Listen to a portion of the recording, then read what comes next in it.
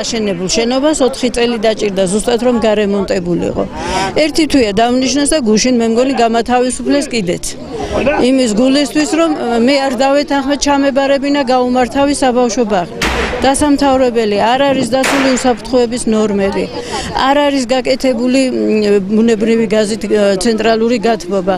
სოფელში უკვე 3 წელია გაზი არის და გვეუბნებიან რად გინდათ გაზი ფეჩებითაც კარგა გათბებითო. არ არის აი კაბელები მაგალითად კედელზე გადის დენის კაბელები. ჩასავარდნებია პადვალში. არის აივანი რომელიც მოუწესრიგებელია და შესაძლებელია ბავშვი გადმოვარდეს აივნიდან და ძალიან ბევრი პრობლემებია და ეს საბავშვო ბაღი არ არის გზად რომ ახლა გაიხსნას. როდესაც ბატონმა ონიაშვილმა ბიუჯეტის პროექტი მოამზადა და ბიუჯეტი ამოიტანა საკრებულოში განსახილველად ბიუჯეტი გავიარეთ და ვნახეთ არც ერთი თეთრი არ იყო გათვალისწინებული ზემოხვითის საბავშვო ბაღზე.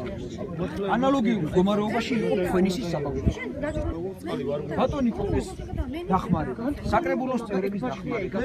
ძალიან ბევრი ბრძოლეთ, რომ ეს საბავშვო ბაღი გახსნილიყო და ეს თანხები ჩარიცხულიყო კონკრეტულად ქვემო ხვითის საბავშვო ბაღის ბიუჯეტისათვის. მას შემდეგ გასულია თუ არ ვცდები 8-9 თვეა მას შემდეგ გასული. ქვემო ხვითსა და ფხენისში სამუშაოები ჩატარდა და რაღაც ნაწილობრივი რეაბილიტაცია, ეს არაყოფილა სრული რეაბილიტაცია.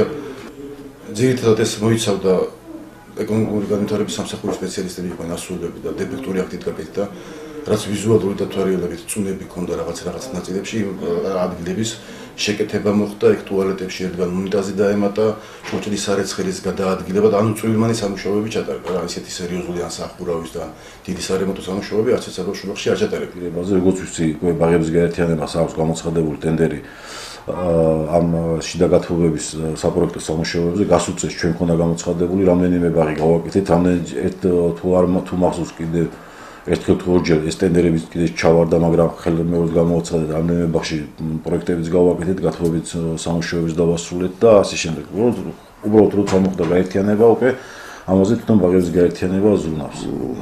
კონტინგენტი, ვისაც უნდა ამ ბავშვების პრობლემებთან იყო ასეთი შეთავაზება, ანუ თუ ამ ეტაპზე ბაღს გავხსნიდით, ამ ბაღის გათბობა მოხდებოდა ან ღუმელით და ან ელექტროენერგიით.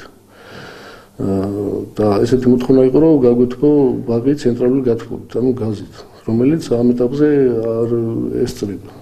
და აი ეს რაც თქვენ ყველაზე მეტად გაინტერესებთ, აი ნახავთ, ეგ რო წავა, აი როგორ უცებ გაიხსნა და აი ამას მე ტელევიზიით ვიტყვით, რომ აი ამის გაკეთება შეიძლებოდა აი ამ ხანში ერთ თვეში თუ ნახევარ თვეში თუ იმაში და აი არაკეთებდა ამდენი.